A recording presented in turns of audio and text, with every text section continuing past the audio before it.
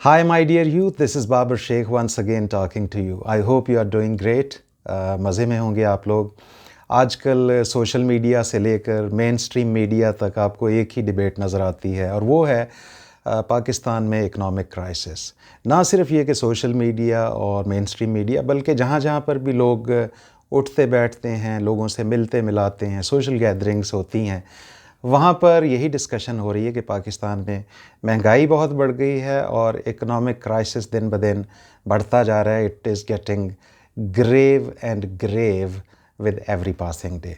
Yes, this is a reality, इसमें तो कोई शक वाली बात ही नहीं है. लेकिन मैं एक छोटा सा कमेंट आज करना चाहूँगा कि हम जो हर वक्त ये शोर मचाते हैं कि ये मुआशी क्राइसिस है, ये इकनॉमिक क्राइसिस है, दरअसल हमें इसके पीछे झांक कर देखने की ज़रूरत है कि ये जो मुआशी क्राइसिस जिसका सामना आज पूरी कौम कर रही है, इसकी जड़ें कहाँ जाकर मिलती हैं, इसकी कॉज़ क्या है. दरअसल इसकी कॉज़ करप्शन में है और इसकी कॉज़ मॉरल बैंकरप्सी में है.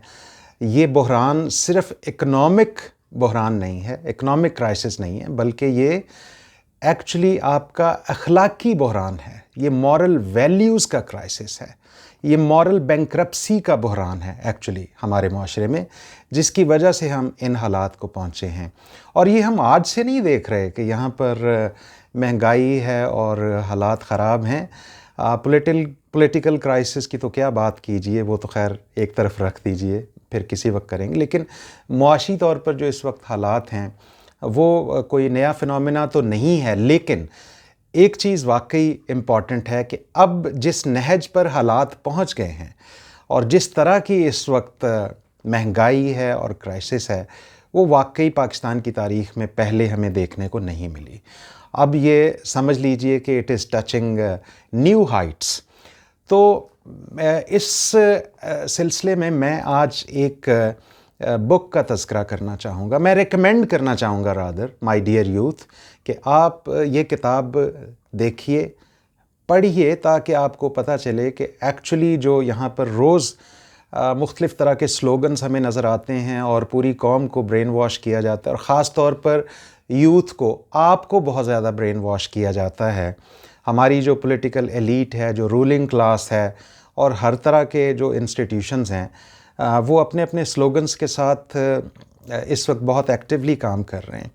और आपको रोज़ कोई ना कोई नया स्लोगन मिलता है ताकि आपको एक दफ़ा फिर कोई ऐसा चूरन बेचा जाए जो आप ख़रीद लें और उनके पीछे चलना शुरू कर दें. लेकिन मेरा मशवरा ये है कि आप अपनी आँखें खोलिए, अपना दिलो दिमाग खोलिए, अपनी सोचने समझने की सलाहियत को एक्टिवेट कीजिए. इसलिए मैं आज आपको ये बुक रेकमेंड करने जा रहा हूँ जिसका नाम है वाई नेशंस फेल. बहुत ही ज़बरदस्त ये बेस्ट सेलर बुक है और दुनिया में बहुत ज़्यादा ये किताब पढ़ी गई है. तो मैं आपको सजेस्ट करूँगा कि आप ये बुक ज़रूर पढ़िएगा. ये दो ऑथर्स ने मिल कर लिखी है, जिसमें मिस्टर जेम्स रॉबिन्सन और डैरन एच मॉगल्यू, ये दो ऑथर हैं इसके. दोनों ने मिलकर ये किताब लिखी. बहुत ही खूबसूरत किताब है. इसमें उन्होंने ये फ़िलॉसफ़ी निगेट की है कि किसी भी कौम की जो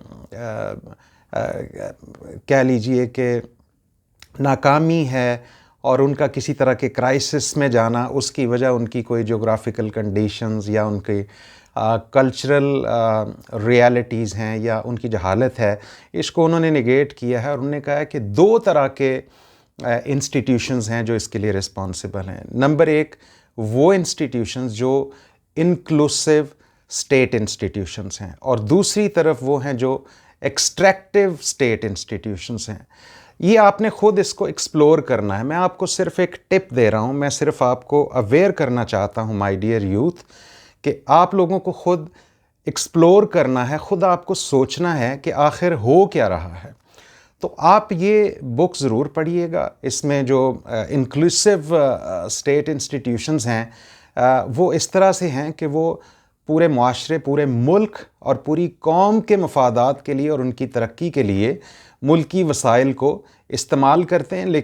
यानी पूरी कौम اور پوری نیشن کو انکلوڈ کر کے ہر طرح کی پالیسیز بناتے ہیں اور وسائل کا استعمال کرتے ہیں، جبکہ اس کے برعکس ایکسٹریکٹیو اسٹیٹ انسٹیٹیوشنز کا کام کیا ہوتا ہے کہ وہ ملک کے وسائل کو صرف اور صرف اپنے لیے استعمال کرتے ہیں، اپنی فلاح کے لیے استعمال کرتے ہیں، اپنی دولت بڑھانے کے لیے، اپنے ایسٹس بڑھانے کے لیے، اپنے رول کو پرولونگ کرنے کے لیے استعمال کرتے ہیں، اور پھر اس کا مختلف انداز سے وہ سلوگنز بھی یوز کرتے ہیں، مختلف طرح کی اسٹریٹجیز بناتے ہیں، لیکن ان کا قبضہ دراصل آپ کے تمام تر وسائل پر ہوتا ہے اور اس میں قوم کا کوئی حصہ نہیں ہوتا۔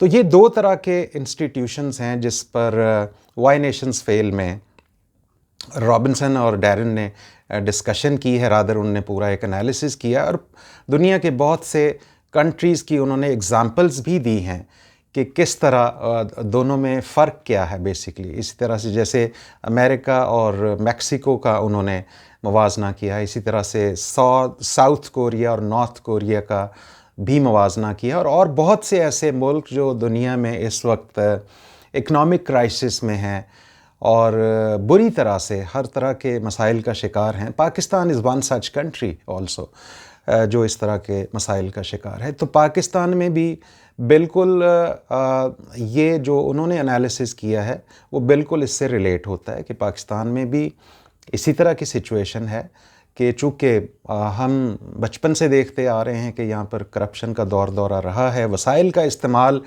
صرف اور صرف اپنے مفادات کے لیے استعمال کیا گیا ہے، رولنگ ایلیٹ نے اس کو صرف